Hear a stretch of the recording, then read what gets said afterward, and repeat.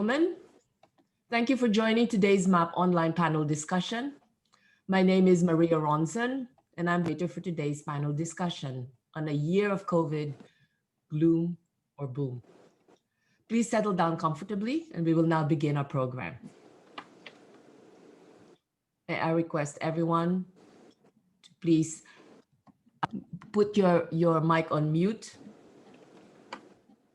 or they are muted anyway.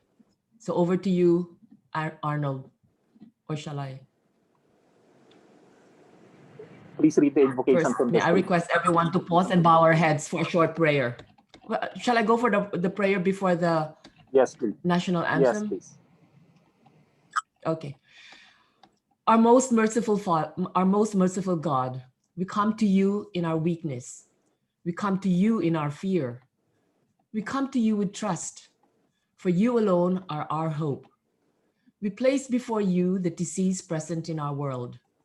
We turn to you in our time of need. Bring wisdom to doctors, give understanding to scientists, endow caregivers with compassion and generosity. Bring healing to those who are ill. Protect those who are most at risk. Give comfort to those who have lost a loved one. Welcome those who have died into your eternal home.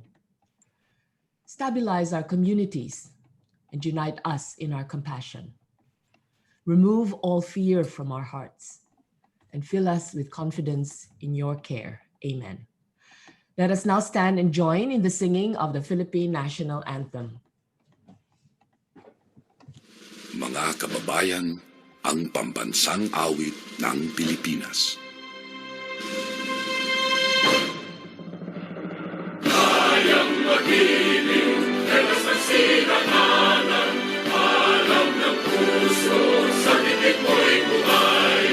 Lupang hinirang, tuyag ka ng magiting, sa manlulupin, di ka pasisigil, sa nagatang tutok sa simoy at sa langit mong pagaw, ay hinatang tulad, awit sa pagkayang minamahal, ang isang ng patawad mo'y tagumpay na nag-iindig, ang bituin at araw niya kailan pa may di magdidinig, luman ang araw ng walhagit pagsinta, buhay langit sa piling mo, ang inigaya ng pagkay mga aking, ang mamatay ng dahil sa'yo.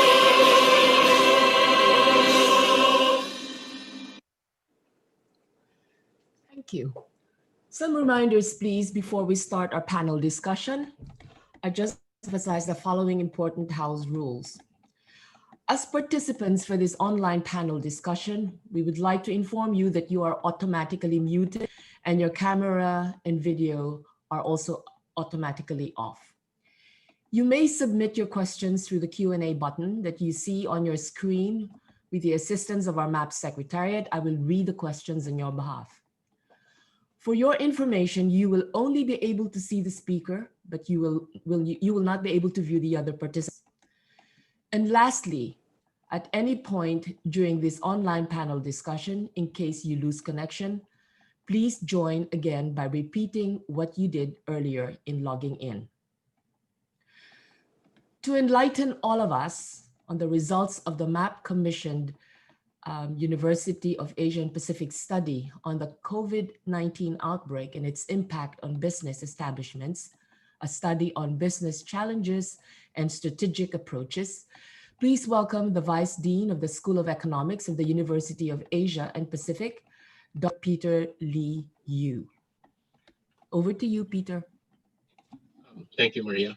Good afternoon to the board of the MAP, to my fellow panelists here, Mr. Art Tan, Mr.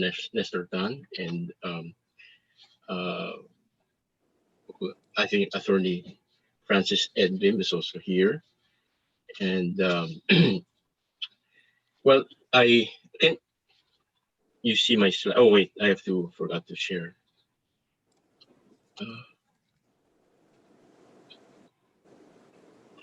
Okay, so I hope the slides are visible. Are they visible? Yes. Yes, we can see it. Okay. Yes. All right. Okay. So let me get started then. So good afternoon again to the MAP board and all the members and other esteemed guests. And on behalf of the study team, I'm pleased to present this MAP UANP study on the impact of the COVID-19 outbreak on business establishments. I will introduce the rest of our study team later, just before the open forum.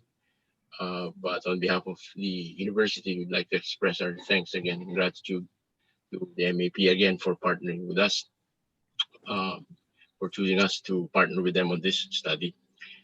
Okay, first, oh, uh,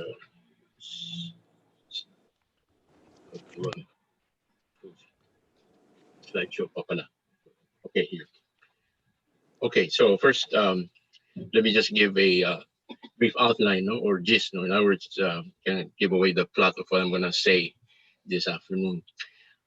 Basically, we all know, of course, that the pandemic has hit the country pretty hard, and the lockdown that had to be implemented took a toll on the economy and on businesses. And many businesses saw their sales and production plunge, which also has, of course, made them financially vulnerable. And while the private sector has been doing what it can to raise itself up, you know, we think that the assistance of the government is, of course, required for this, both perhaps financial assistance as well as providing policies for an enabling environment for recovery. Thus, in this study, our objective was to solicit directly from the businesses themselves. No? And some of you, I think, were participants, and our gratitude goes out also to you for having participated in the study. So, but we wanted to hear directly from businesses um, the extent of the impact they were experiencing, and they are experiencing, continue to experience, and also to hear from them directly what type of assistance they feel they need to recover. I think that they are important inputs for crafting strategic actions, both by businesses like yourself as well as in tandem with the government as well. I'm sorry, I forgot to click those. So okay, and well, let's move on then to how the study was conducted. We sent out an online survey, you know, to the respondents, and these participants were chosen from selected priority sectors. And to further flesh out the responses, we also conducted stakeholder interviews with the some of the firms. All right. Um, oops. Okay, here. So just for your information, these were the sectors that were chosen to study. They were selected based on at least as we could see from the national income accounts, the severity of those sectors has dropped, in the GDP, as well as their relative shares to GDP, and also based also on their potential, what we call output and employment effects, or what we call multiplier effects on the economy. Now, just to give a quick profile of the respondents, most of them, about 64% of the respondents, are MSMEs. So the balance are the relatively larger businesses. And about 24% of them, close to 25, come from the manufacturing sector, food and a few non-food. And the other participants are generally from the service sector, and fairly diversity distributed across the service sector now. It makes also mention that construction is included here together with wholesale and retail trade. Okay, so in terms of the length of operation of the firms, um, about of a fifth of the firms are relatively young, less than 10 years. Oops, sorry, less than 10 years. Okay, and the rest are of the firms are, you might say, relatively established. So they've been in existence longer than 10 years. And you actually have about 15% here that's even over 40 years in operation or existence already. So let's go quickly to look at what the impact was, as reported to us by the participants, the respondents. In terms of headcount, um, the effect of the pandemic has been dramatic on many of these sectors. No? But we can see that the travel-related businesses, of course, got hit the most because of the travel restrictions. But manufacturing also suffered as well. Okay, the non-food more than the food, because food is an essential item and continued to be, I think, needed. And the other sector, of course, with a sizable impact felt was in construction. Okay, now that drop in the headcount that we saw is most likely due to the severe drop of sales, which in turn is probably because most consumers stayed at home due to the lockdown. And moreover, we're purchasing mainly essential items, so that non-essential sectors, like hotels and restaurants and entertainment businesses, of course, had to suffer decline in sales, the severe decline in sales in some instances. So the what do you call this decline in sales here, is also a explanation for why the reduction in employment and headcount, as you saw earlier. Now, the thing is that, of course, as jobs are lost, and therefore for many households, the incomes then are also lost. This later on aggravated or expected to aggravate further the drop in demand and sales, and so can become a vicious cycle. So in the questionnaire, we asked the respondents to pick the three areas of their business activities where they were impacted the most. Although the financial area was not actually the top choice, but it figured the most among the top three choices. So that if you look at the area that was cited the most among the top three, actually the financial area comes out. It was the transport, logistics, and production were the areas that had the most number of first choices in terms of most affected. Okay. So that's here production and transport and logistics. Okay.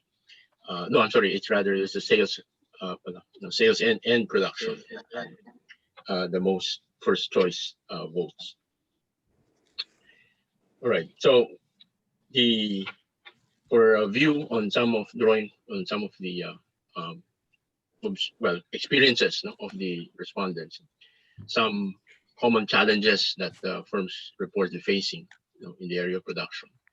Actually, you can't help but that transport and logistics were interwoven with several of these points. Okay, and mostly having to do with the protocols especially the early stages of the lockdowns. Okay, but those restrictions eventually also led to, for some, experienced cancellation of projects, and of course, as we pointed out earlier, drop in volume of customers' orders. Now, with relation to the workers, very commonly cited challenges, no, of the respondents were that the challenges of maintaining safety in the workplace, of course, meeting the health and work safety protocols. And well, especially in the earlier part of the lockdown, I think the curfew hours were a bit more tighter, so and more limiting. So there's a disruption also to labor because of having to adjust work shifts and schedules. Continuing with more of their observations or remarks, um, these impacts or the previous slides impacts on production, of course, causes bottlenecks that imply reduced productivity also for these firms. And combined with the loss of demand and sales, it implies a squeeze. It would imply a squeeze on profitability as well, and with necessary consequences on financial viability. We would expect so that in answer in this slide, in the answer to the question posed to them, how much longer their financial liquidity would allow them to hang on. About 40% of them, these two here, thought that they could hang on only maybe another 5 months. Okay, so consequently, let's now turn to question of what do the companies, what do the firms feel that they need. First, we'll look at the financial assistance that they uh, cited. Um, and many said access to loans. Okay. And they needed to borrow money for these reasons. Were the top three actually ranked here in terms of in order of their importance. Most needed the loans for additional working capital, and second, following it was to service existing loans or mortgages that they may have, and then also the third was to allocate resources to comply with health and safety protocols. And many of the MSMEs, not most of them, probably because they're more vulnerable, they cited as in terms of loans, about maybe a 1 million peso loans size as what they needed. And also frequently brought out was among the firms was a desire for tax incentives, and tax relief. And by tax relief, they were also thinking about their workers as well. Um, and for tax incentives, I think several cited the need to invest in digital technologies, and because brought about by their movement to online businesses or to add an online dimension to their business.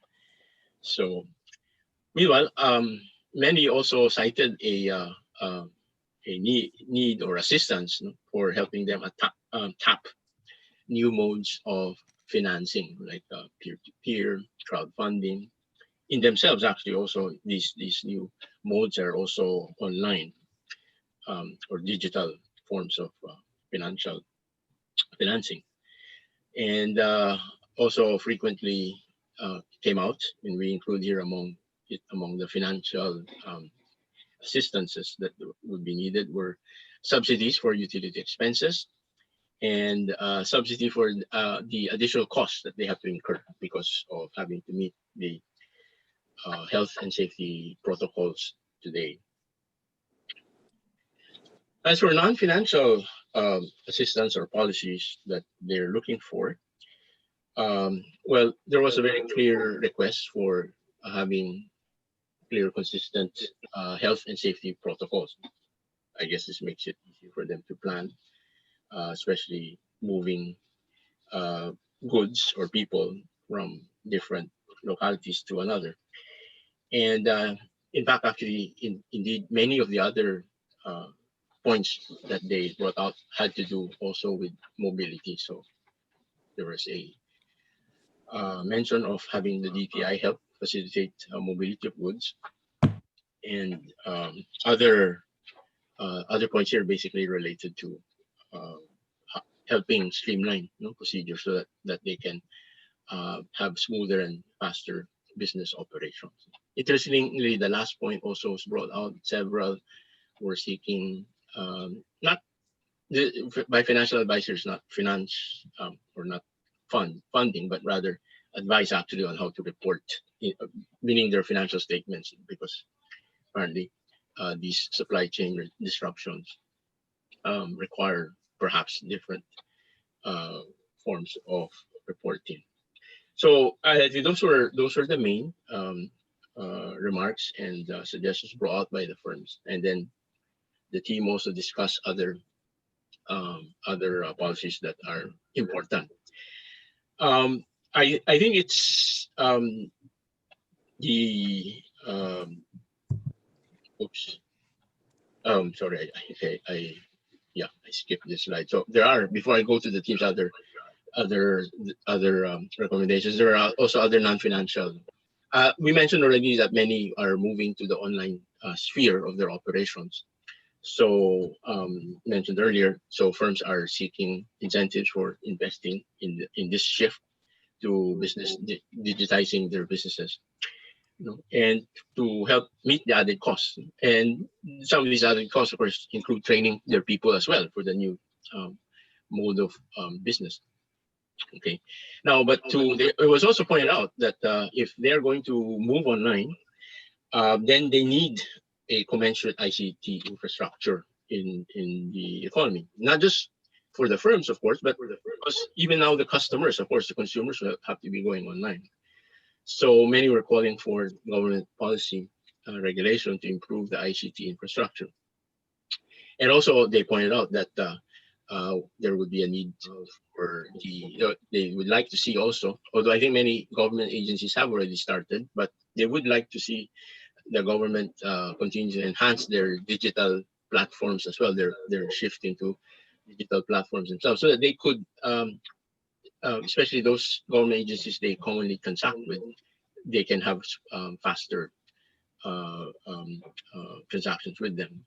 And then, of course, to streamline labor regulations to be consistent with work from home or remote working arrangements. Okay, so now come to the additional points that the team also saw and discussed. Okay, uh, the pandemic actually, if we think about it, effectively brought two shocks simultaneously to the economy. A demand shock, which forced people to stay at home, so they couldn't go out to buy. And then at the same time, there's a shock to the supply side or the production side because the lockdown stopped production of all but essential items. And of course, in part because workers had to stay at home. Thus, I think there's a need to get the consumer buying again. That's kind of what we also mean by demand pull policies. Well, if we cannot get the consumers to be confident about going out to spend again, even if the firms could avail of financial assistance loans, those loans, ironically, might become non-performing loans later on if there are no buyers still for the goods and services of the businesses. So for consumption spending to begin recovery, we think, of course, mobility needs to be restored to the extent that is consistent, of course, with health protocols, so that consumers can go out to spend again. And of course, the Philippine economy is greatly driven by consumer spending. So, but for them to do that, they need to feel safe going out again. So we see here that both government and business actually are partners in this. Businesses, of course, by complying with health protocols and demonstrating to their customers, that it's safe to come back to their shops. And then the government also, I think, we feel can boost the confidence of the citizens and the consumers to go out and buy again by demonstrating its commitment to invest in improving health facilities, medical training, for example, and research, as well as really bed capacities as well in the hospitals. And then maybe at this stage of the game against virus, of the war against virus, perhaps in also the procurement of vaccines. because at the end of the day, the root cause of of the pandemic is still the virus, and quashing this virus, either with vaccines or with a cure, is the best long-term solution to restore consumer confidence. In the meantime, perhaps there can also be some safety nets for the public who would be unfortunate enough to catch the virus. Except maybe we'll just caution that those such safety nets shouldn't be too generous, otherwise they'll make the public complacent. Um, all right, and then looking forward, hopefully we'll put this virus behind us. So we should still continue investing in our physical and human capital. So here we hope to see the build program still come back on track, as well as continued investment in our education, in our people. And another is to continue enhancing governance, for the government to continue enhancing their governance, so that we can reduce leakages of our scarce resources and maximize their potential. And also in general, to have more resilient organizations, both business as well as in political organizations. And so, for example, that would enable LGUs to be better conduits and agents of the government's programs and policies, such as at the early part of this with the SAP, the Social Amelioration Program. On the private sector side, we note that many businesses are already taking this seriously. They're already building their resiliences of their supply chain as well as their operations. Many have gone online already. And of course, but business will also have to transform its people then to enable them to adapt to this new normal. We also noted that businesses have also recognized their shared interest in surviving these rough times together. So it was also gratifying to notice earlier on in the lockdown, many firms taking also consideration of other firms that were in their supply chain or ecosystem and helping them out. And this is, I think, what's commonly or very often mentioned nowadays in management literature as co-opetition. And then I think many of you, I'm sure, have already, even before the pandemic, have already partnered with LGUs and government in community building and continue to do so. So we of course will look forward also to hearing from you later on about the many different programs perhaps that you already are implementing then to help out the economy as well as the communities that you're in this time of crisis. And by so doing, become active partners of society, of government. Okay, and again, maybe another chance to also advertise. I perhaps at this point, vaccines are available abroad already, and this is one area perhaps also where businesses can step in to see how they can help with the government to procure these. Perhaps especially those who are in the pharmaceutical or medical arena already.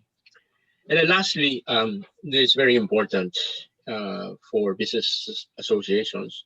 The MAP, of course, can be a spearhead here, but there are many business associations.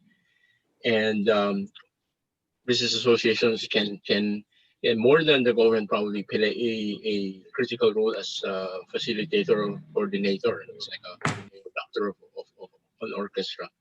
You can better get your member firms to work together to help us, as you all like to say now, and it's true. We're going to have to rise from this together as a country. And so it's associations, I think, that like the MAP that are well placed to do this. So I think that's the last slide, and I just probably end by saying that we're grateful for the chance again to have participated in this study with MAP. Personally, as an academic economist, the results of the survey and the study and the interviews, I thought, were probably to be expected, and most of you probably have this same expected, would have expected the same impacts then, and are experiencing it also. No, but I think that the exercise was important and meaningful to me personally because of the opportunity it gave us to get the sentiments and experiences of you, the business sector, directly from the horse's mouth, so to speak. So it gave us a real feel of the pulse on the street, how things were going down there on the battlefront, so to speak. So anyway, that's the end of my presentation. And so before I proceed to the open forum, just perhaps let me announce or introduce the other study team members we have. So again, we're grateful also for the guidance and direction set by the MAP board. And on our side, the study team directly included, we're fortunate to have also Dr. Joseph Yap, former president of the Philippine Institute for Development, to join us as a project advisor and senior economist. And other senior economists on the team included my faculty colleagues, Dr. Cito Rosa, Dr. Winston Paduinog, and Viori Aneo, and Awing Hidalgo. So I think they're around, and I hope they will help me also address some of your questions about the study. So with that, thank you for listening, and turning the floor back over to our moderator this afternoon.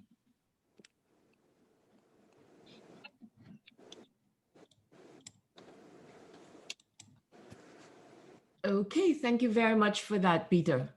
I like your comment about the end of at the end of the problem that we're faced at the moment is going to be dependent on cure or vaccine. That's going to be a long time coming, I think, right? Okay, anyway. I hope not too long. Okay, so now first, let me welcome you to the session today. Before I proceed with the session, let me just announce to you that we're going to have a bonus track at the end of this session. Just to give you a background or a context, I've been having conversations with our eminent president, Francis Lim. And I was telling him that, because we've never ever had a chance to have any kind of socials or face-to-face gathering, we really don't know much about Francis. And the only time we hear his voice is when he's welcoming us or when he's giving us some pronouncements on any conversations he's having with private entities or government entities.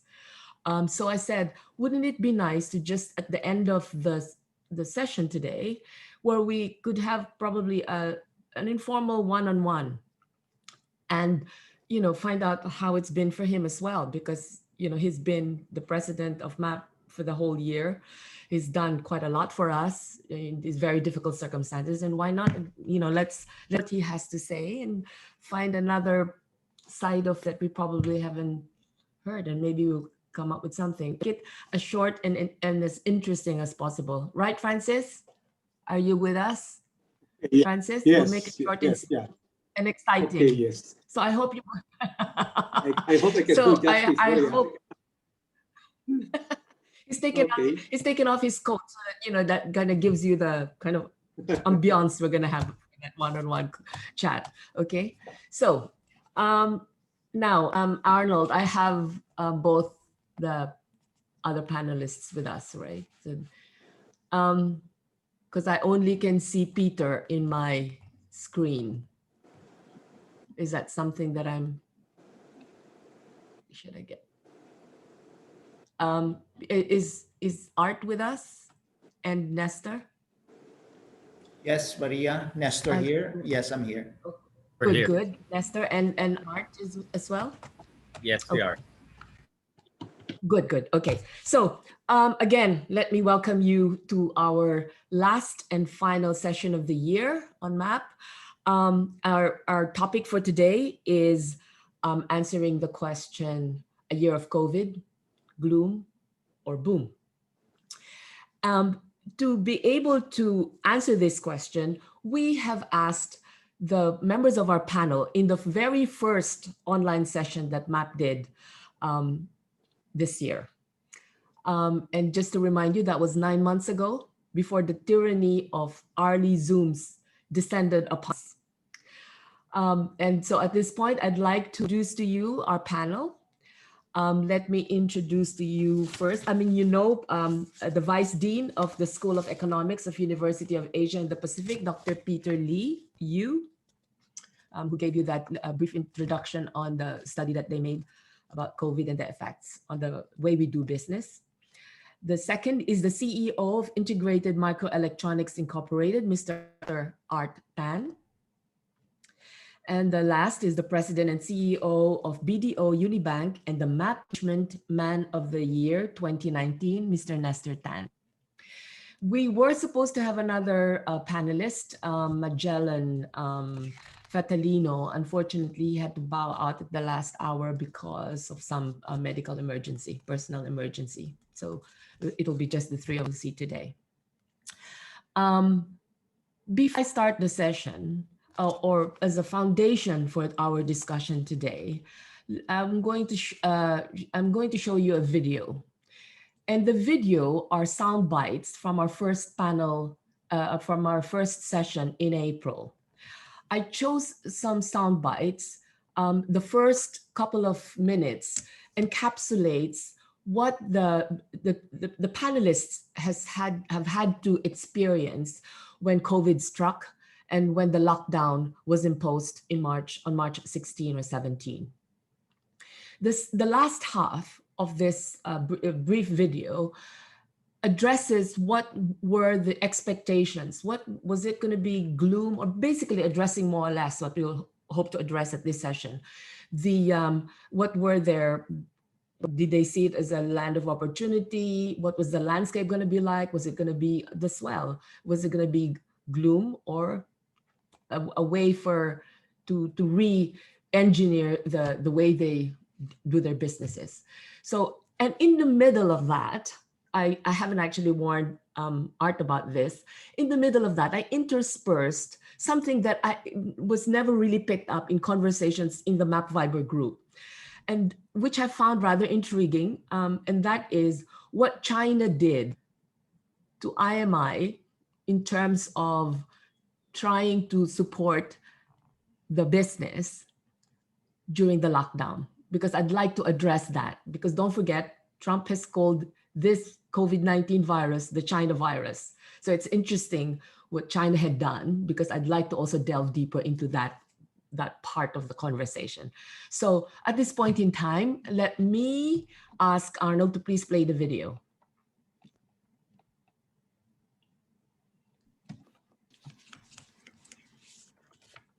First 2 weeks of this was the supply chain issues that we've had to dealt with. So that's quite frenetic, because we're supposed to supply food, but there's no public transport. So how do you get the workers into the factories?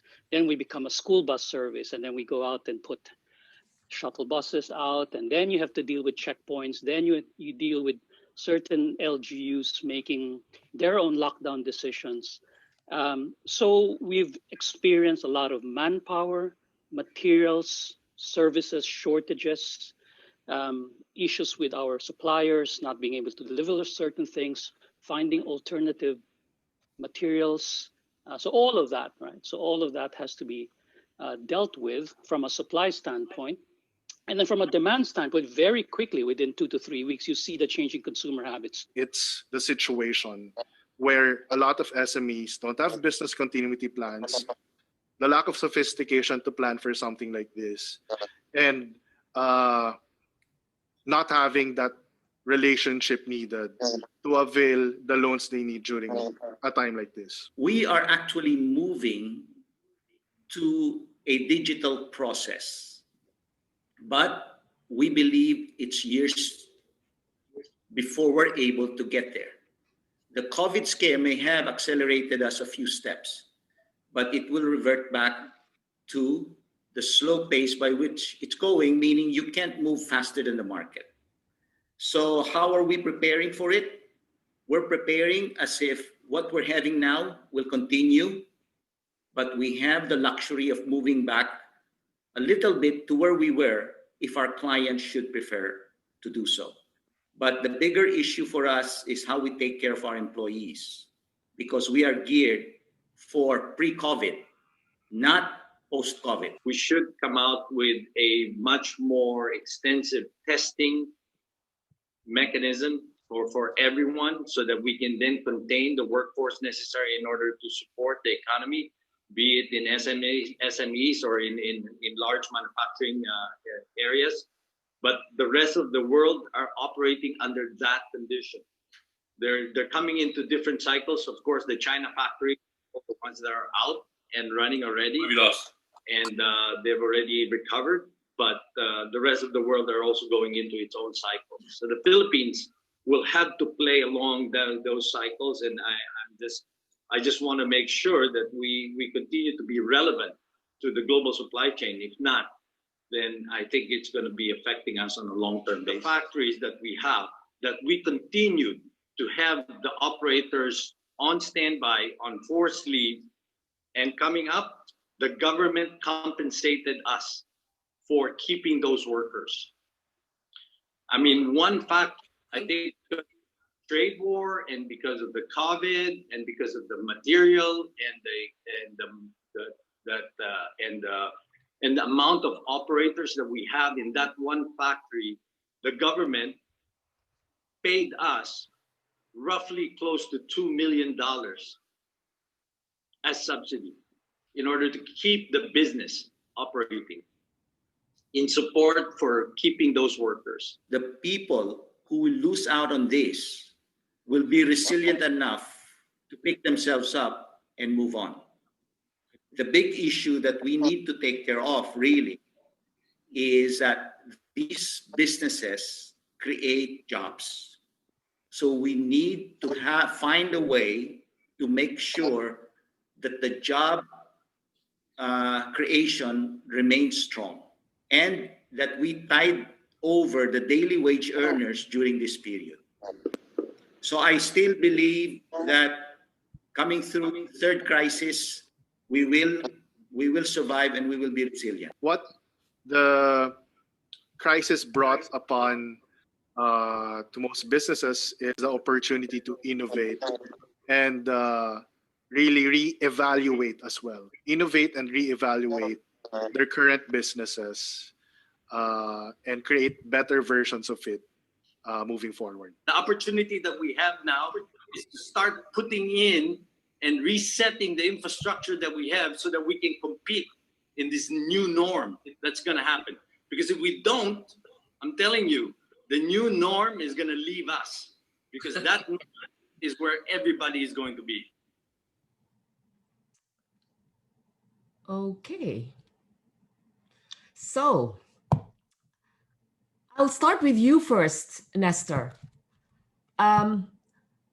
There was a point there where you said that I'm curious about your digital transformation of the business, because you had said that you had already your digital transformation taking place, but you had to go with where your customers were at. You didn't want to obviously do it faster than what your customers can do. But having said that, also, as you said at that panel, a service industry. So how have you gone around that, or have you gone around it at all? Well, let me share with you my view on digital. I think the concept of digital is a little bit overplayed because we are in a situation wherein we're seeing our basic habits change. Instead of going to the ATM, we go through a mobile phone or a computer, and that's good. I think that is where we're supposed to go. COVID forced that issue. But that is a very small portion of doing transactions digitally. How many of us will be comfortable getting a mortgage digitally?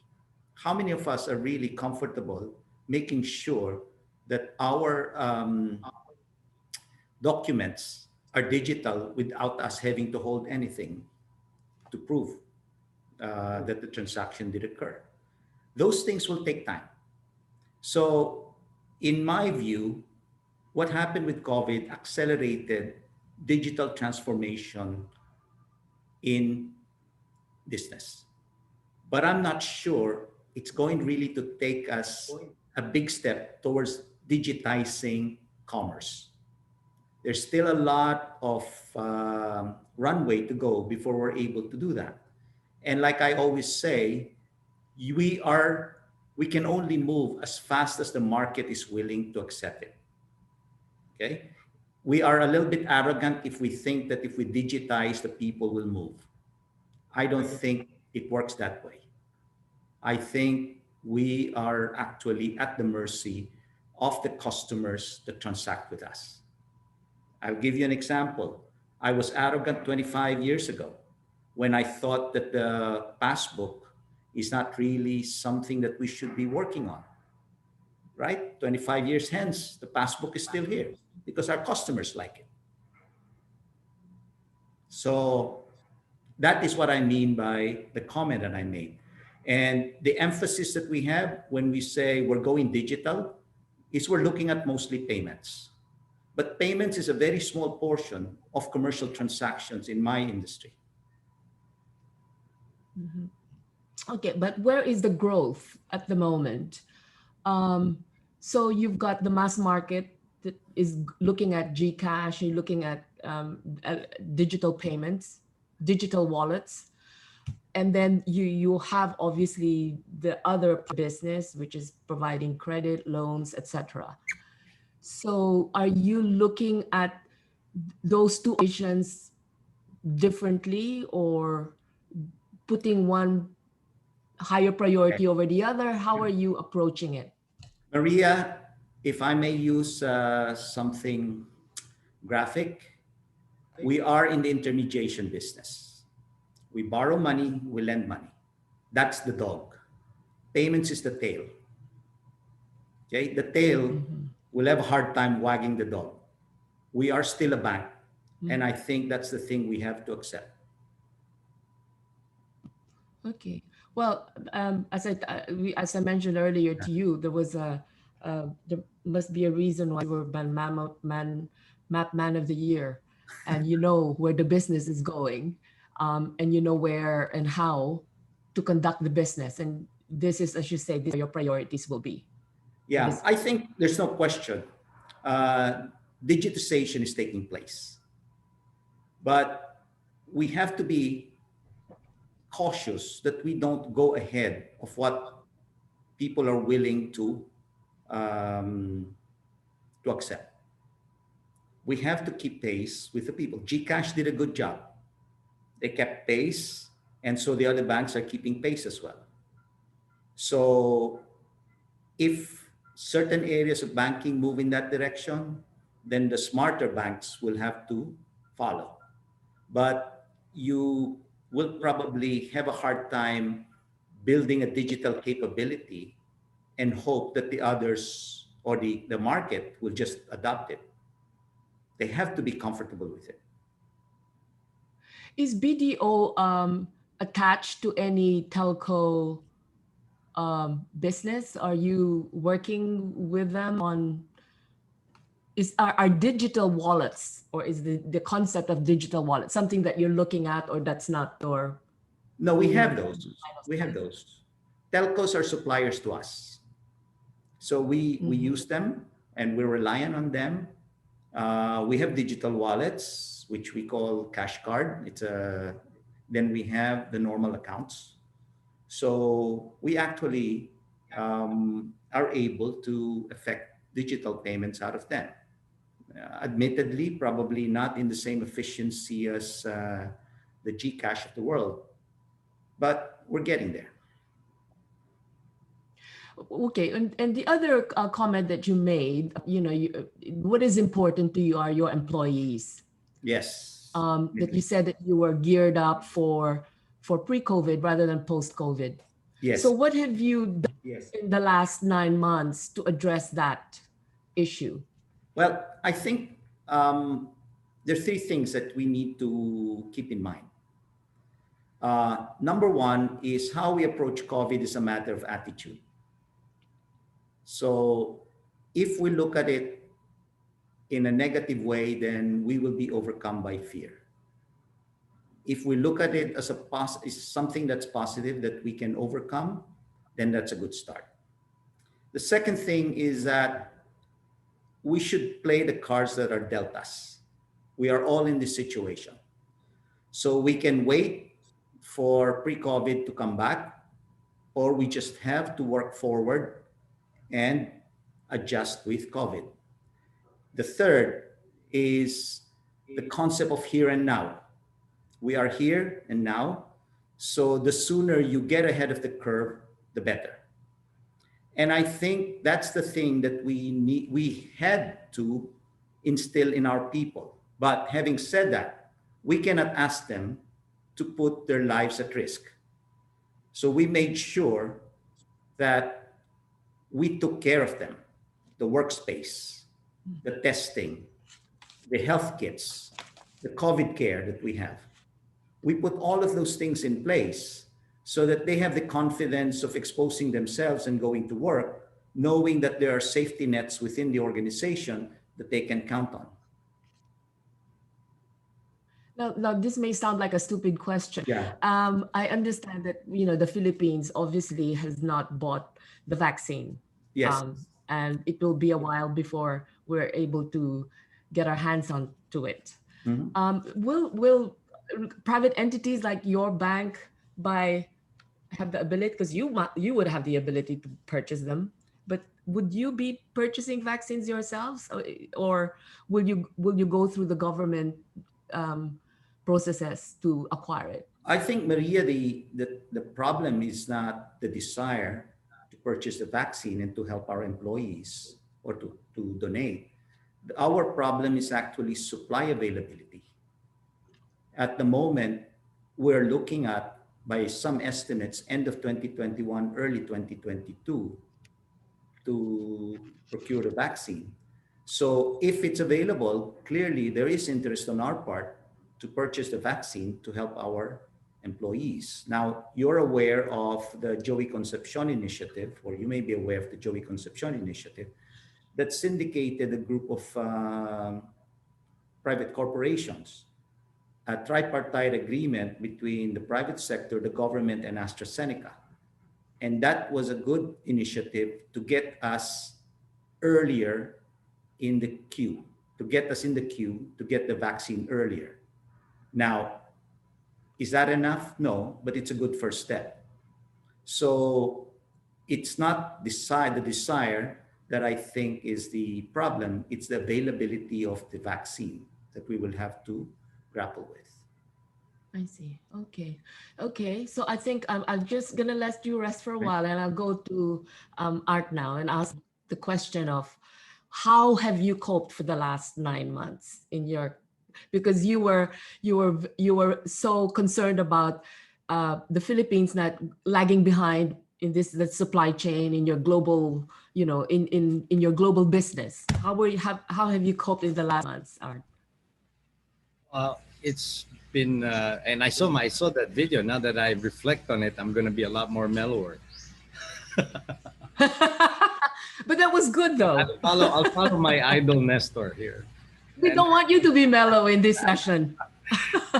So clearly 9 months into this, we've seen how the whole thing has played out on a global basis. I'd say that the first half of the year was clearly, the whole world was affected, and each one took its own toll. As a global business, we had our share of that. But I'm happy to say that moving into the second half of the year, a lot of the economies on a global basis have started to recover. Of course, this was spearheaded by China, who got out of the COVID much sooner than everybody else. And in spite of this resurgence that we're seeing right now, well, the resurgence in the US has always been there, but the resurgence of the current lockdowns and pandemic in the European sector, the businesses continue to thrive. And as like I said, the way that each of the governments and each of the industries have reacted to how they were going to manage this challenges really played out. So what we're seeing now is that we've started to recover. Um, the Philippines has started to recover as well, not as much as the other economies, unfortunately, because we're still, as a clear example, we're just starting to move into the shuttle services to be opened up at 100% capacity, and as a comparison, none of the other countries have actually implemented a lockdown in their transport system.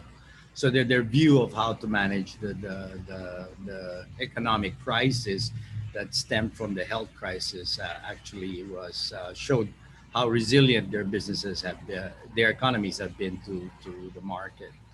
And then on top of that, now is that there seems to be a much more aggressive or optimistic stance of the different uh, countries, primarily because of the approval of the vaccine and the deployment of the vaccine. In fact, I think I just had a meeting with the UK. Around 300, close to 350,000 has already been vaccinated in the UK. They've already started that, and that they went on tiers. I think everybody already understands how the tier system works, so they've already started deploying that.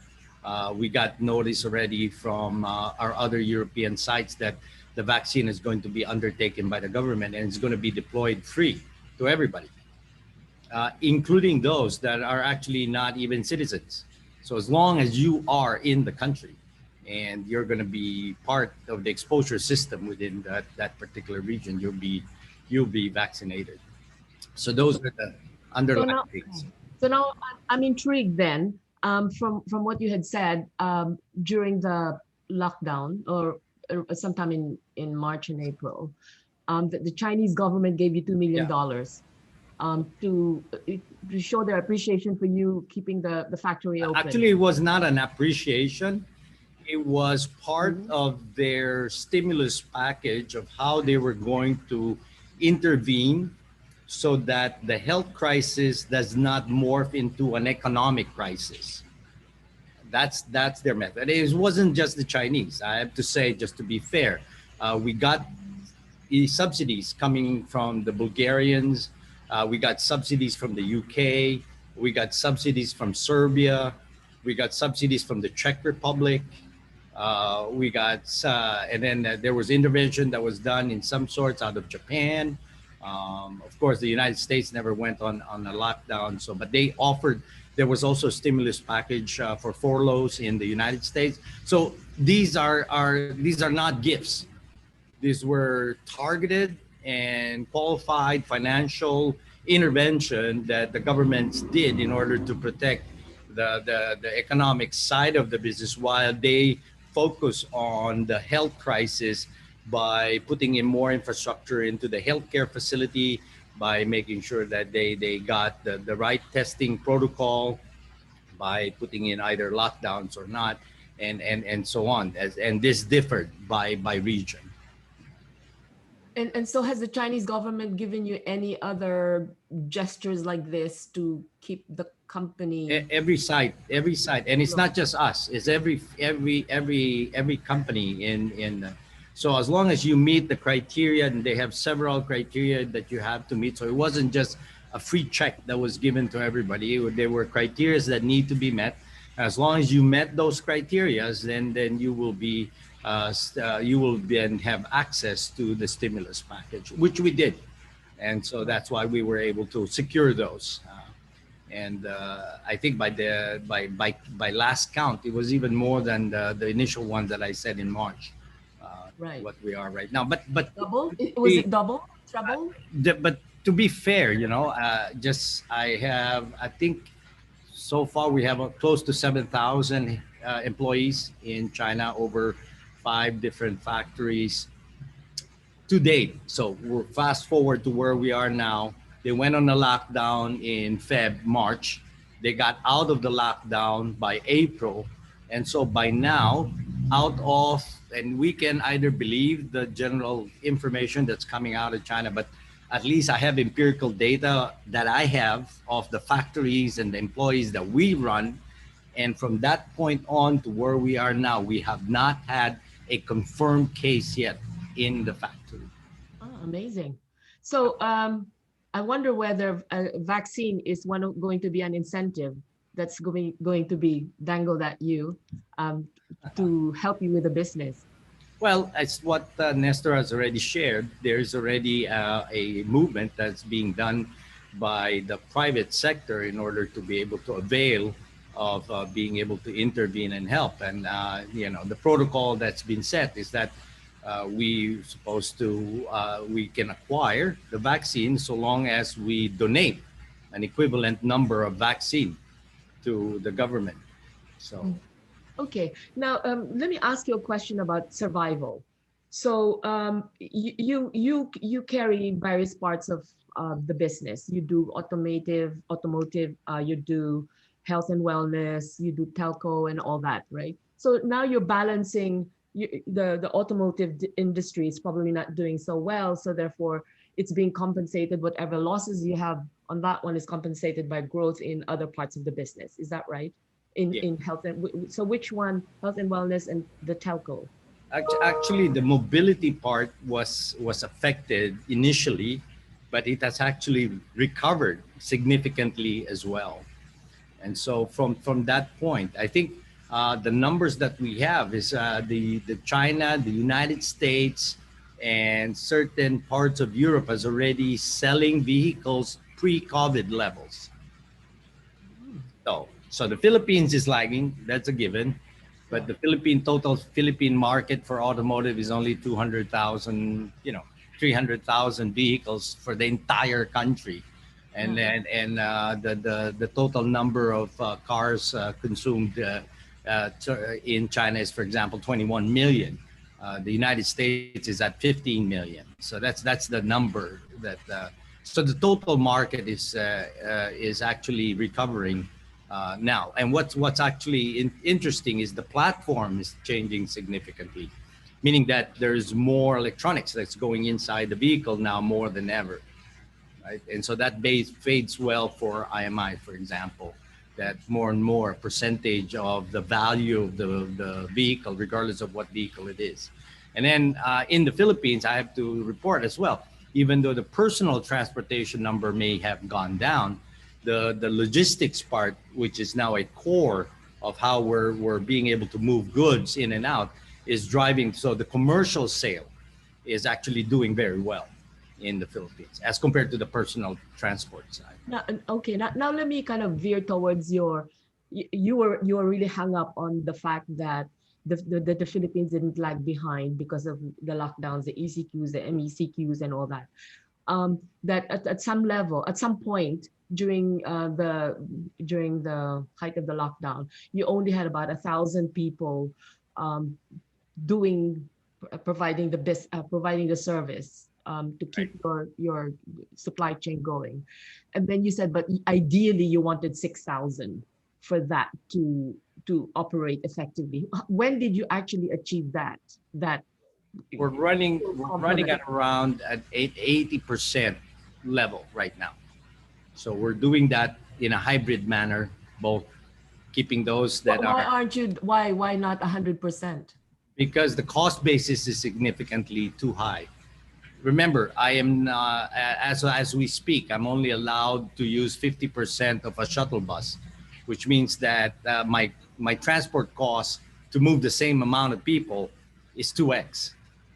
And all my customers have already stated that they're not going to pay extra when the rest of the world are already operating and we're the only ones who's charging more.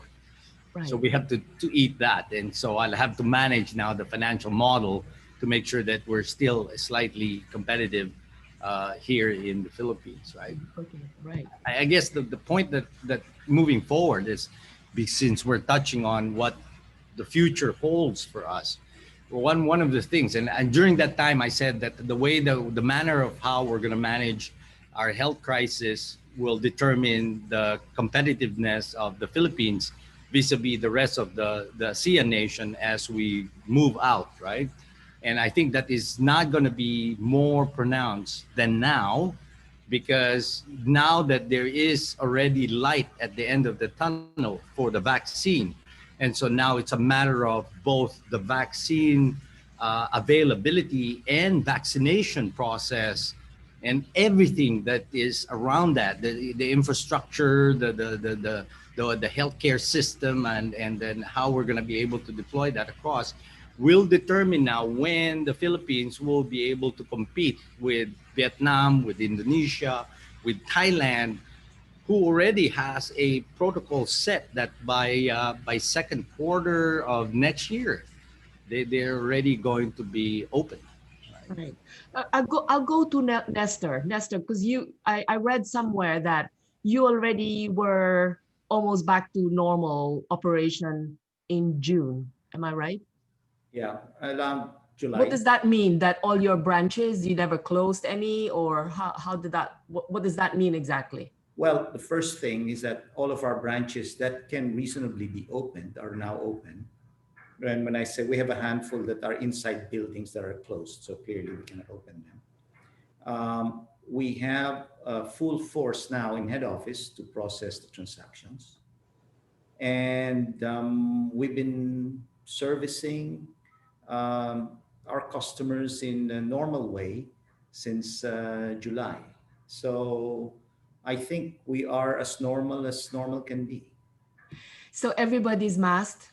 Everybody has a face shield. Is that how it's worked? And then Everybody has a mask. Everybody has a face shield. We have acrylic dividers. We disinfect the facility every day. We have regular testing. We give health kits to our people on a regular basis.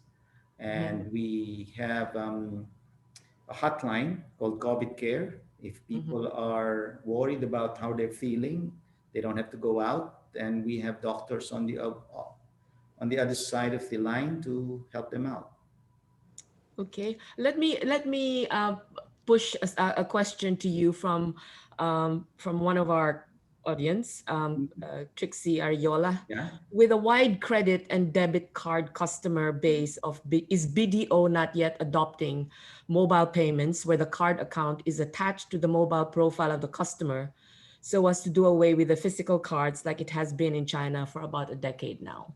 Okay. We have actually in beta test right now. So it should be a matter of weeks. It will be rolled out soon.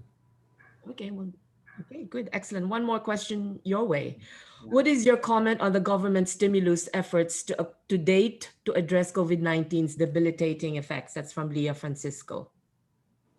Well, it's a matter of philosophy. I think the challenge for us is how to get the economy moving again. And while I do admit that we need to help the sectors that were badly hit, we are not focusing our attention on how we stimulate the economy. And the key is to have economic activity so that small businesses can have demand on their side in order to survive. And in my view, the ones that are actually greatly hit are the daily wage earners. And we need to put in a lot of effort in trying to stimulate construction, infrastructure, the real estate sector to get the daily wage earners back moving. We need to find a way to bring back public transportation because these people need mobility. We need to find a way to create consistency among the LGU guidelines and mandates because clearly we are a mobile country, meaning a lot of the people that work in the city go to the provinces on weekends, or sometimes they commute through several LGUs. So we need to be able to find a way to get the economy moving by addressing some of those issues. I think what the government is doing is actually good, but we haven't been focusing enough on the economic activity. It's mostly a zero-sum game. If somebody has to give so that the other can gain, it's good to a certain extent, but we're not expanding the pie. The key is to expand the pie. Yeah. big question that, big challenge that. Peter, what do you think of what you've heard so far from our two panelists? It validates all your findings, obviously, but Yeah. what's your comment about what Y- you've just heard?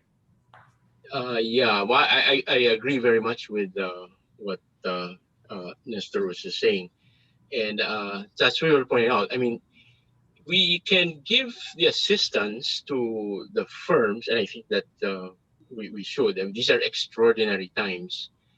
But if we can't get the market back um, to some significant measure of what it was before, then we may actually even risk um, the assistance being extended to firms becoming non-performing loans later on, no? Because we can loan them, but if their customers aren't back out buying, if the demand isn't back there, no, then it's not going to that's not going to help them much. So I think that there has been cited also often talking about mobility again.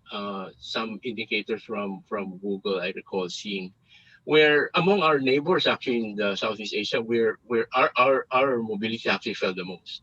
I think we dropped to like zero. I think on that scale meant that the amount of mobility around January or February, but we dropped to like something like 80 -80%. So we're like at its depth. So this would have been around March, April, which where the lockdown was the strictest. But even since then, we haven't caught up as much as our neighbors like Malaysia or Singapore.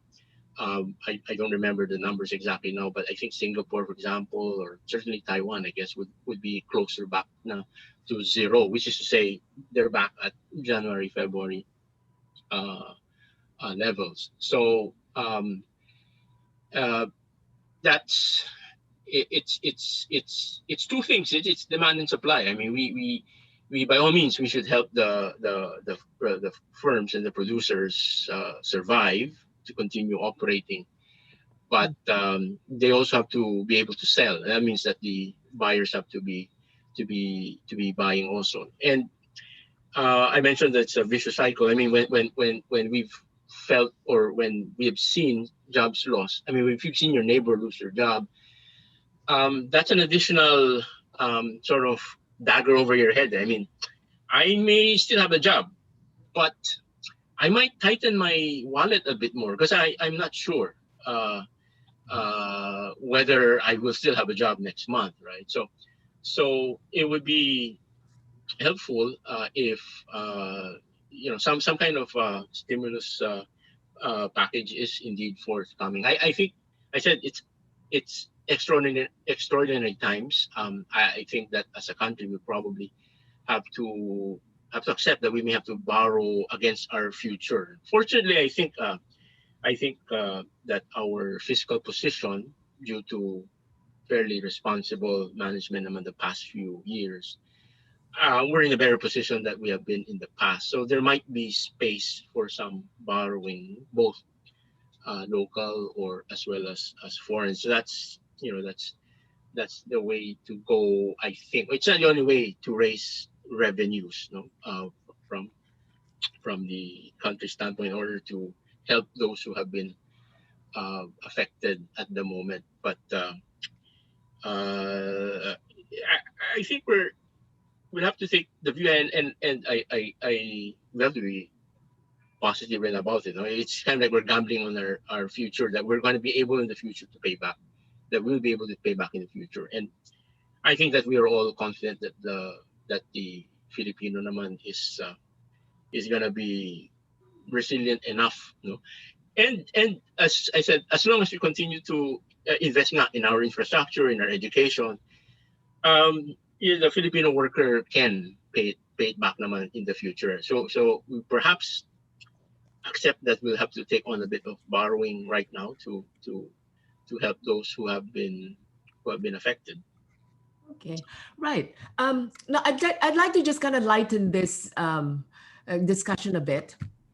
I'll go first with Nestor. Nestor, I'm reading, I told you the Manila Standard article by Tony Lopez, where he writes glowingly about you. Says BDO is number one in nearly every metric of size and track record assets.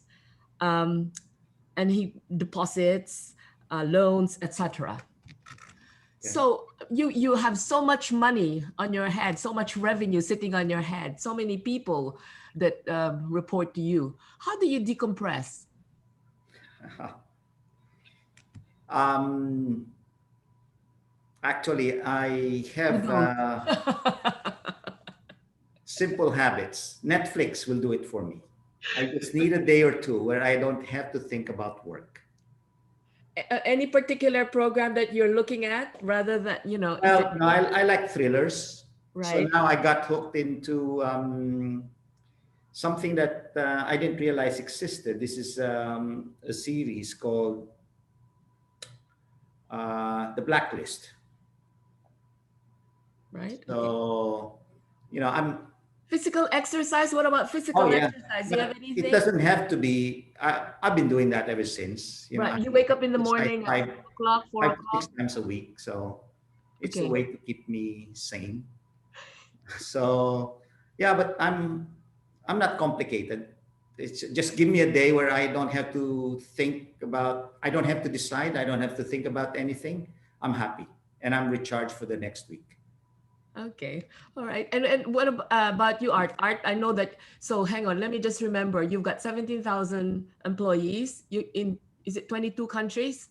So you've got to deal with so many time zones. I know I've been there, done that, where you should be asleep, but you have to be waking up and taking calls. So how do you decompress? It's quite easy for me. I get on a motorcycle and I go out. So Go out again, where?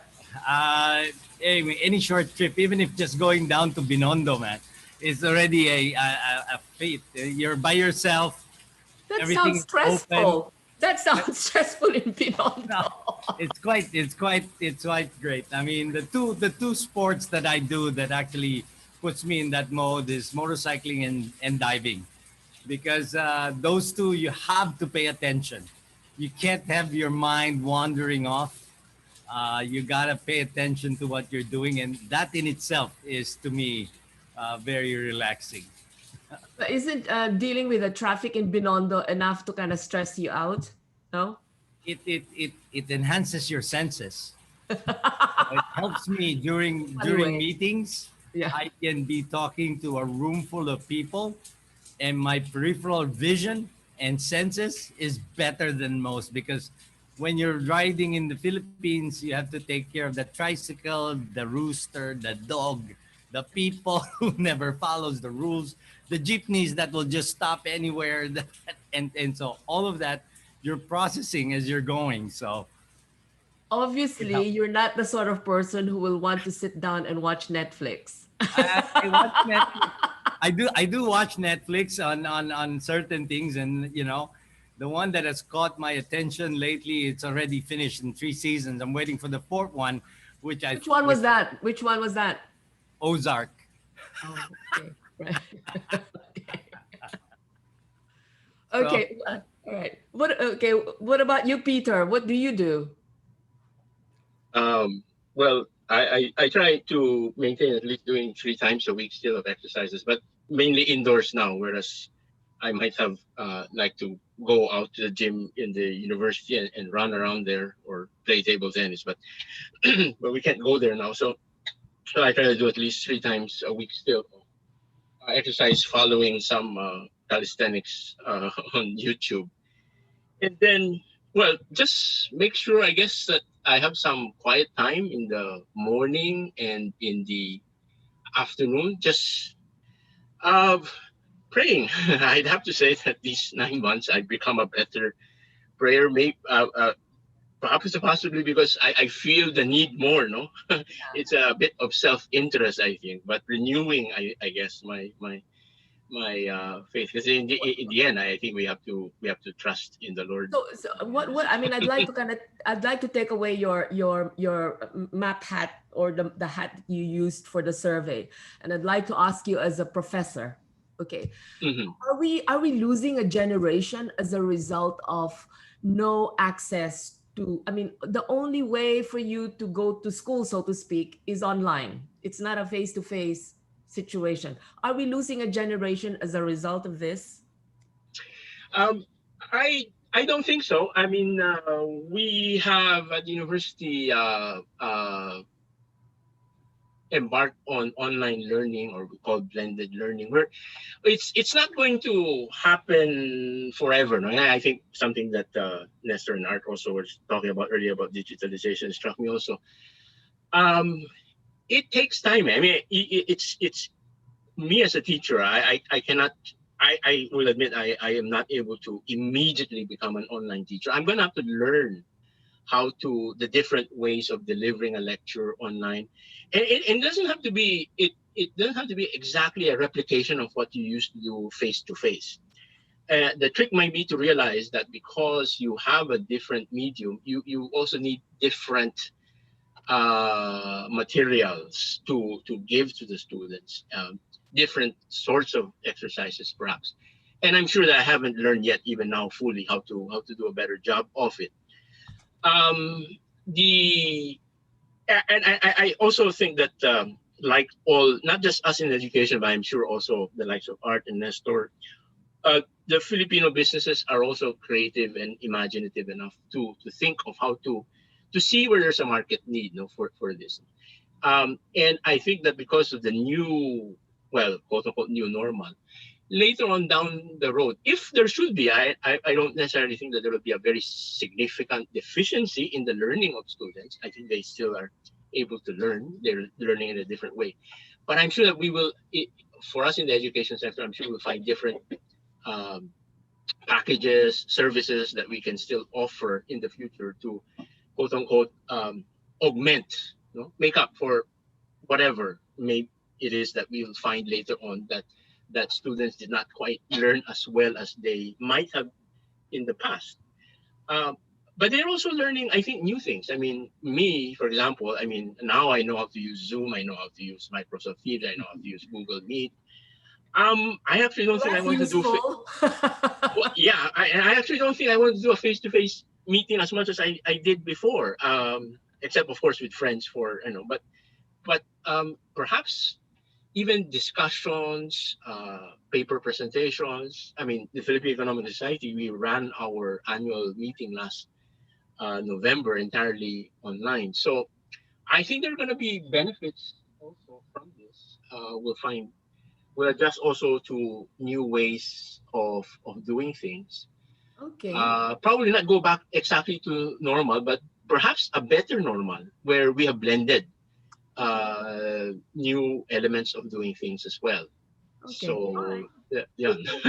Thanks. Okay, now it's actually going to be my kind of maybe even last question, because I'm conscious of time, and I wanted to also have a quick chat with Francis at some point. My last question is this. Um, so to still answer that question, is it gloom or boom? Um, is there any project that you have in the future, in the near future, I hope, that fills you with confidence and excitement about the approaching months? Nestor, first. Well, like I said, doom or gloom is a matter of attitude. Okay, we are here, and in my view, I'm a natural optimist. So I see the light at the end of the tunnel, because considering where we were around May, April, we're a lot better off today. And I think the government has calibrated the opening of the economy slowly, rather quite well, although there's still room for us to be able to open it. And with the vaccine in sight, and we are learning more about COVID, I think there's reason to be optimistic. So I'm a half full guy. So I think I would say it's more boom going forward. but it will take What time. area of the business do you see that happening, of your business? Do you see that happening? Well, I think in reality, the banking industry is like a microcosm of the economy. If the economy picks up, the banking industry picks up. So we're looking at the general business activity, people borrowing again, people taking out and importing goods again. Then there's turnover activity, people building. So generally, I think if optimism comes back, we are still a developing economy. There will still be a lot of investments. And I can share with you one positive thing that most people probably do not realize with our country. We are still a generally internally driven economy. The conglomerates that have been driving the economy for the last 50 years have not left the country. Of course, they've established outposts outside, but the bulk of their activity is still here. And when the economy picks up, these same conglomerates will be the ones leading the charge to invest. And that's good news. We're not so reliant on outside capital. All of these big businesses that's been investing the last 20 years are still there. They're just waiting for the right opportunity. And when they invest, jobs come, and we will have a pickup in activity across the board. Okay, that sounds very positive. What about you, Peter? What do you think? I mean, is there anything, as I said, I kind of feel sad to some extent, because if I were a student at this point in time, and I had to just look in my screen to learn, it's kind of challenging to keep your focus, to be interested, because it is. Unless you have a teacher who knows, as you say, how to handle this medium, you know, you've lost I would say you've lost a generation of kids who are wanting to learn a craft, or wanting to learn, or, you know. So what is it how do you see the next year? Are you excited about 2021? Do you see it as, from your side, from your, let's push the survey aside, for you as an educator, do you see it as something to get excited about or not? Yeah, I mean, maybe also I'm a half full guy. Actually, if you look at our statistics, we're not the best. You know? We don't have like near zero new cases like some countries, but we're far better actually than many countries. And if you look at the DOH figures, actually our new cases actually come down quite a bit from the peaks in August. So if the trending goes, and well, the other bright side of looking at those statistics about mobility where we drop so much, you know, it suggests that we're actually compliant as a country. You know, people kept saying Filipinos are not disciplined, so they won't. It looks like we were. So if we are disciplined to and maintain it, then hopefully the trend will keep going down. And so I'm excited in the sense that yeah, I see sometime in 2021, even perhaps without a vaccine, if the new cases can come down enough, you know, I think then that it should be safe to open up even more, you know, perhaps even as Go open back to as school. To go back to school. yes, of course, not all at once, you know. So I'm looking forward to perhaps some kind of a shifting, you know, one section comes in today, the other section comes in and meets me tomorrow. So I'm hopeful for that we'll be getting back to almost normal. Okay, but Art, as I said, Art, your chance. I hope you're gonna be just as spirited as the last session for your concluding remarks. I follow my idol, man. Follow my idol. So you have two half fulls, man. That's a very, very sane answer. They're almost like economists. They can't be wrong. But here, I have to look at it from a much more wider view, right? So from a Philippine context itself, or just from a wider view context. So from, let's just say, let's look at the Philippine context, right? What are the things that I see that are true and are not going to change? The virus is not going to change. The pandemic is not going to change. The vaccine, the vaccination process is not going to change. One is our a demographic dividend. That's not going to change. So as what Nestor has mentioned, as what the Professor Peter has mentioned, that the internal capacity of the country to consume by itself is always been there, and we have, by design or just by circumstance, have never been a major economy inside the ASEAN area to be dependent on foreign direct investments. And so whether that's a good thing or a bad thing, I'll let you judge that. But we rank at the bottom of FDIs. And so when that gets turned off, we shrug it off, right? But when it turns on, and we've seen how that has turned on against our neighbors, we also see the effect on their GDP. So you take note of how you want to play that particular part of it, right? The second part, where is going to still be positive for the country, is that the trade issues will continue. That's not going to go away, whether the vaccine is taken care of or not. Trade issues will remain, and therefore the Philippines still will have that ability to play within that global supply chain. Now, how we play into that global supply, unfortunately, Philippines have always overweighted itself from a services sector part of it, rather than on the goods sector, on the manufacturing sector. And to me, the recovery that's going to happen is actually led by the manufacturing rather than the services, because it will take a while, as what our speakers have said. It'll take a while for the services part to catch up again, that everybody feels comfortable. They're going to go ahead and watch a movie or go get help and services, or cater your house for a party, or that's going to be delayed.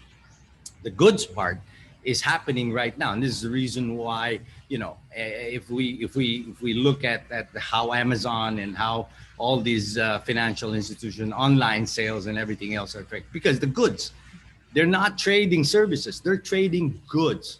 And at the end of the day, that has to be built by somebody somewhere. And to me, if since we're into this reset mode, we are now in have an opportunity to look at it and see collectively as we get out of this, whether we continue to follow the same overwhelming track that we had before, which was more on the services side, or do we start repositioning ourselves on the manufacturing side? But of course, I'm biased around that, but my empirical data shows me how all the other countries that we operate in have been able to recover much more better, those that are tied to non-services rather than manufacturing. Right? So I see that as an opportunity. I think the supply chain itself is changing from a integrated to a regional one. So if we start putting in and investing in the infrastructure, making us part of our own regional infrastructure of supply chain, we have a shot at that. And the last part is the markets in itself, right? I would say that the car sales has been down, but the motorcycle sales have been, pre-COVID, better than pre-COVID. Wow, interesting. So there you see. You've been buying it. First, mobility will happen. It's going to happen. And people will have to move themselves, either through public transport or by themselves. And so we have that opportunity to look into as well. Right. You heard what I said, right? Yes. I think the motorcycle industry has risen. I think it's because of you. You've been buying all these motorcycles.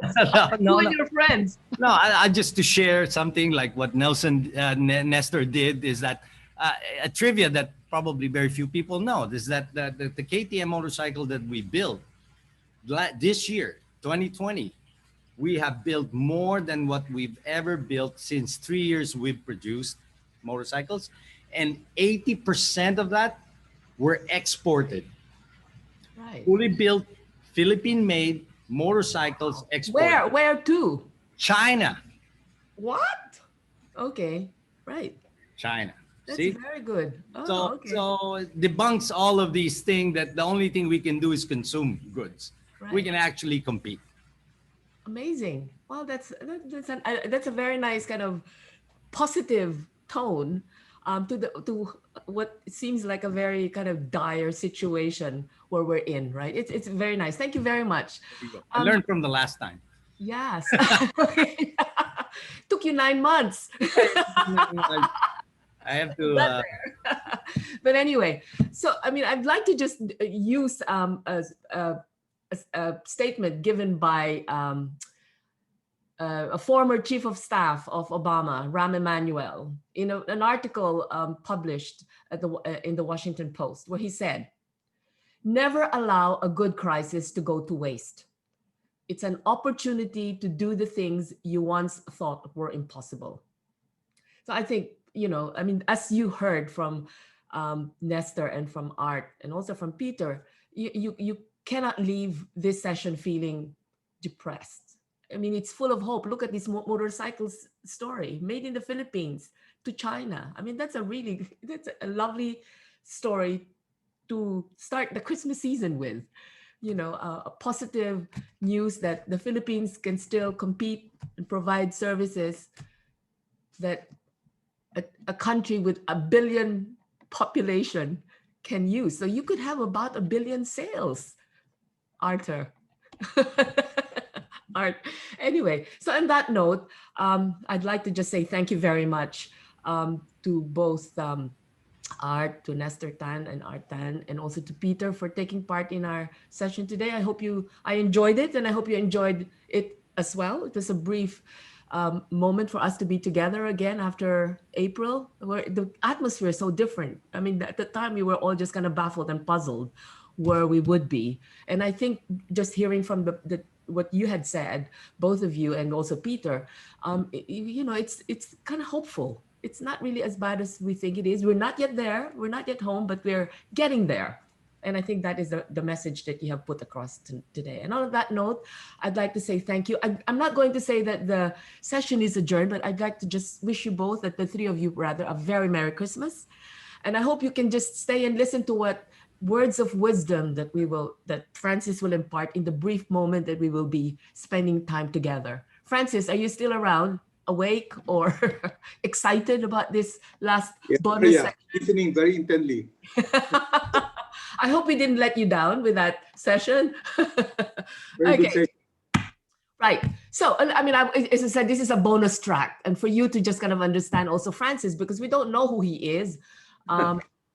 We've not really had an opportunity to have an informal talk with him. So this is just like a one-on-one. Well, with the rest of you, 170 of you, I hope. So, Francis, what has it been like for you in the 12 months? I don't suppose that when you were elected last quarter of 2019, that you knew that you'll be presiding over an organization with the worst pandemic it's had to deal with in its entire history of man. Yeah, I think, Maria, looking back, you're right. I did not expect that I would preside over this organization at the very challenging time. No? As you know, as everybody knows, no? The pandemic has driven us all to a truly uncharted territory where no one, not even the most moneyed, most powerful nation, was prepared to confront. Okay, so that's number one. Insofar as the Management Association of the Philippines is concerned, we have to quickly pivot our services to continue serving our constituents during the pandemic. We could not continue serving them the way we did before, obviously because of the pandemic. So we had to do some things to stay relevant for members, to demonstrate to them that their organization is relevant not only to their needs, but also responsive to what they need moving forward. And more than that, we have to show our members that their organization can be a meaningful contributor towards the economic recovery of the country. We have endeavored, despite all these challenges, to stay faithful to the lead agenda that we set out for ourselves. And luckily for us, with the cooperation of everybody, we managed to, what they call this, to perform substantially well. In fact, some say exceedingly well. What has But been the that, highlights? Maria, What have been the you know, highlights of your tenure of the last 12 months? well, first and foremost, we have shown to society that MAP cares. We have contributed a substantial portion of our funds. I won't even mention them because they pale in comparison with what the likes of the big conglomerates have done. But I think what is important is that we, as a non-profit organization, have gone out of our way to really help our less fortunate brothers and sisters, not only during the pandemic, but even before the pandemic. You do recall the Taal volcano eruption. Mm-hmm. And you also know that we have canceled our Christmas party and decided to contribute the money that what we allotted for it to the typhoon victims and to those who went hungry as a result of the pandemic. And we have an ongoing fund drive, and I'd like to take this opportunity to our members to continue, because many of our brothers and sisters are still going hungry. Now, Okay, another thing is on the highlights, I take special pride, as you know, with the MAP CEO International Conference. Okay, we've managed to get in world-class speakers in the person of Mr. Apotheker, okay, Jeffrey Sachs, Amal Clooney for a half-day session. And from a financial point of view, I think it was the highest grossing MAP CEO conference, thanks to the likes of the Ayala Group, the C Group. Nestor is here. Thank you very much, Nestor. We had the gross donation about 12 million pesos and netted 9 million pesos that helped turn around the financial of the of MAP. Yeah. And another highlight is we institutionalized, or at least hoping to institutionalize, the next gen conference as a junior version of the MAP CEO conference. And this was in answer to the clamor of the younger members of our organization. They said that at the outset of my administration, they said that we're like irrelevant here in MAP. And we have seen some resignations, and we pivoted with the support of the board to make it make MAP more meaningful to them. Right. If there was something that you could have changed, what would it be? Well, it would have been a pandemic where I could continue playing golf. Yeah. Yeah. I'm an avid golfer.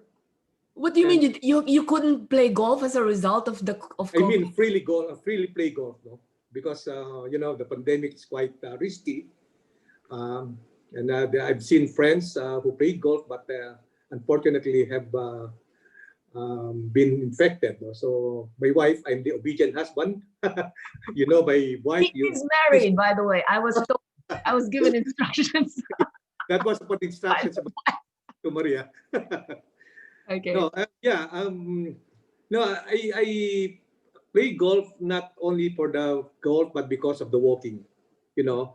I try to not to take. I walk during golfing time, but to make up for the loss of walks, now I make it a point to walk in our village at least 10 kilometers a day. So that's a self-imposed target, and luckily I've been able to do it since the pandemic. Nestor knows that I walk at least 10,000 steps a day. When I have meetings in BDO, I walk. And now I targeted 50% of my pre-COVID walk to now. Instead of 10,000 before, I now make 15,000 or 10 kilometers a day. Right. And what would your, I mean, you're now president of Phoenix. and you're going to be handing that over to the next administration with Yeah, Gigi Gigi. Yeah. and Co. Um, what would be your advice for the next generation managers, the next generation CEOs, how to climb the ladder to achieve what you've achieved, so to speak, to be president of MAP? I mean, what would your advice be to them? And Well, to considering keep that they've had to deal with the pandemic as well. yeah. Well, to keep us working as hard as they have been working, I think it's not really luck, no. Of course, it's luck coupled with hard work and a lot of prayers. Okay. Now, for our younger members, as I said, we've put up the Next Gen Committee, the Next Gen Conference, and luckily for us this year, SGB is our knowledge partner, and there is an agreement with SGB where they conduct a 12-month interactive training session for our future CEOs. No? And I really would advise our younger members in MAP to avail of that. It's free. All that you need to do is to enroll. No? I think there's some quota, so it will be on a first come, first serve basis, but of course there's some selection process. No? Not everybody can go to school because of the demands of their job, not to mention the expense, but we in MAP, in the board of directors, so fit to have that partnership with SGB, where they would take in the experts, to help prepare our young CEOs to be the future leaders of our country. And I think part of that program is to have some mentoring by the um, C, management man of the year, like Nestor here, no? Um, and I would really encourage our younger members to avail of that program. Mm-hmm. And okay, of all the projects that you've been involved in the whole year, so you mentioned the CEO, mentioned the next gen. I mean, what are you the most proud of all the things? It doesn't have to be a project. What is it that you're the most proud of what you've done for? Well, I'd like to think that we made MAP more prominent and relevant at the national scene. We have led the business organizations in issuing statements, in submitting position papers. We spoke where we had to. I think we had um, spoken a lot of times. We call a spade, no? But even if we called attention to what the government should do, no, we also praised them where we felt that was proper, no. So I think MAP, and I think that this is based on what other mappers say, that we have made the organization prominent and relevant in the midst of the pandemic. Okay, I think an organization like MAP, no, and should really try their best, no, to make them meaningful contributors to national development. We owe it to our country. No? I think we have to work together. We cannot do things all alone by ourselves. No, no man is an island, so to speak. No? And I think there needs to be collaboration and cooperation to the government. Just this morning, I attended this meeting. I think Dr. Yu was there where he presented the same study before the economic cluster. And if you look at the results of the UALP study, at the end of the day, it's collaboration between government and the private sector. Okay. Now, my last question. Life lessons learned from dealing with the pandemic as a manager, as a person, as an individual. What have you Okay, learned? several life lessons, Maria. First, the world is interconnected. As we were chatting a while ago, even here in the Philippines especially, what's happening now started in China, and now the whole world is suffering. Okay, so whatever happens in our society, it will not be surprising if it would have an impact in the other parts of the country or even in the world. No? So we have to be very careful. We have to take care of our environment, of ourselves, because what happens to us, even individually, can affect others. That's one um, lesson that I learned. Now, for the doubting Thomases, I'd like to say that Philippine business has a heart, no? May puso ang negosyante. And that has been demonstrated time and again from the start of the pandemic. Okay, of course, there were talks before that business is just for money, but the pandemic has proven those doubting Thomases wrong. Even before the Social Amelioration Fund under Bayanihan 1, a business was already at the forefront. Food for the hungry, the PPEs, free rides for frontliners, reduce or waiver of rentals for SMEs. I think that hasn't happened. And now even the purchase of vaccines, no. Both Arthur and Nestor made mention of the Joey Concepcion Negosyo, and I think big business came into. I think under the program, they donate one half of what is being purchased with their money to the government. So may puso ang negosyante natin, no? And I think um, this crisis, no, has proven that what Winston Churchill, you made a quotation a while ago, but I think business made this pandemic as an opportunity to show what it truly is for the Filipinos. No, as crazy as Einstein said, in the midst of every crisis lies a great opportunity, and business, Philippine business, sees on this opportunity to prove themselves. No? And insofar as the performance of MAP is concerned, it really demonstrates that whatever befalls us, we can surmount it with collective resolve and action. It demonstrates beyond doubt that the pandemic is not the end of good times. Rather, it is the beginning of better times ahead. Time and again, in and out of MAP, no, that has been proven. Another life lesson I've learned is that a leader of an organization can only be as effective with the support of his people. No matter how brilliant or hardworking he is, can do it alone. We must continue to work together because, as you said, it ain't over yet. No? There's still a lot of things to do moving forward. And in this regard, Mariano, I really like to commend the Secretariat of the MAP. I think you and I are witnesses to how hard they work. I hope, I'm sure Arnold and his staff here, and I really, my hats off to them. They made my job a lot less difficult. Were it not for them, I would not. I think it would have been impossible for the manager for the MAP to achieve what it has achieved this year.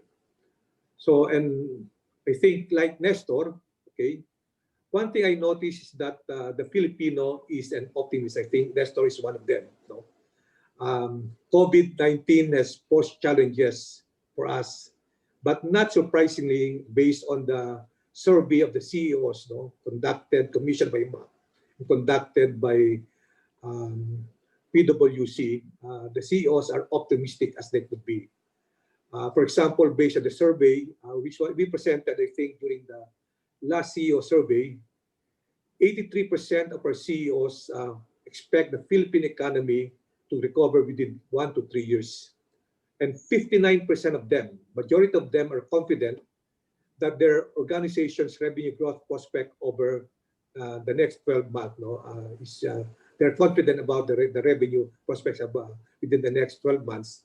And 90% of them are confident about this same revenue over the next 3 years. And I think it's already happening. We're lucky that we have that type of CEOs, because if the CEO is not confident, then that will really put us back. And I'm glad that the people like Arthur, Nestor, who are not only forward-looking, but who can lead their organization in terms of a can-do attitude. And that, I think, that's very, very important for our business leaders. Okay. Well, that's better than delivering a So speech. decompress. I know now, it's golf. Not only that, I think, well, one thing good that happened, in the CEO. I've not been Oh, to you the met office. Amal Clooney. You met Amal Clooney. And you Yeah. were hoping that she would ditch George Clooney for you. Yeah. Well, like Nestor, I watch a lot of Netflix. But mind you, I stopped watching when I went to sleep 2 o'clock, 3 o'clock in the morning because I think it's really too Addictive. attractive for me to let go. No? Yeah. So, well, What are you no, going to miss most? hmm? What are you going to miss most of the past year? One last question. I know that's like completely Meets, unexpected. yeah. Well, it's hard, no? There are many things, no? But I will really miss the company of our fellow members in MAP, no? That their support, yeah, the committees, the moderators like you. You know, I think we've had more than 60 webinars, no, to make ourselves relevant, no. I know, I told you, it's the tyranny of Zoom. Yeah. So, well, no regrets. I will miss, but luckily, or I don't know, I'm going to another organization. But I did promise Gigi that both Phoenix and MAP will work together because basically we have the same agenda. Okay. All right.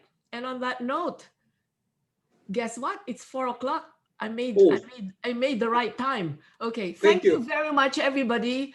I hope that you enjoyed that little conversation with the president. I thought it's better than for him delivering a speech that, you know, might not engage us as much as a conversation would. And on that note, I wish everybody a very Merry Christmas, a very Happy New Year. And we hope to see you all smiling and looking forward to 2021. Maria, may I just make a pitch? We have this concert tomorrow. Oh, Yeah. And please watch. It's at 7 o'clock tomorrow, and I think everybody was invited. Arnold, make sure that Art and the speakers, everybody here is invited. No? I think that's the last concert that we have for Christmas. And in the meanwhile, happy Merry Christmas and Happy New Year to one and all. Arnold, do you want to say, and to everybody, as you're so Hi, Arnold. quietly Please show your working. face, Arnold. Arnold, Please. why don't you show your face and wish everybody a Merry Christmas? You've been working so hard. Hi. Looking as Thank you, gorgeous in everyone. his face mask and face shield. Arnold, maraming salamat. And so Thank you, Ren. Thanks a Merry lot. Christmas, everyone. Happy holidays. Okay, bye Nestor and Arthur and Peter. Bye, Nestor and Arthur. Merry Christmas. Thank you so Merry much. Christmas. Bye. Thanks, It was everyone. Stay lovely safe. meeting Merry you. Christmas, everybody. Okay, Bye, Art. take care. Bye. Thank you, Maria. Thank you very Thank much. you. Thank you. Thank you, Maria. Thank you.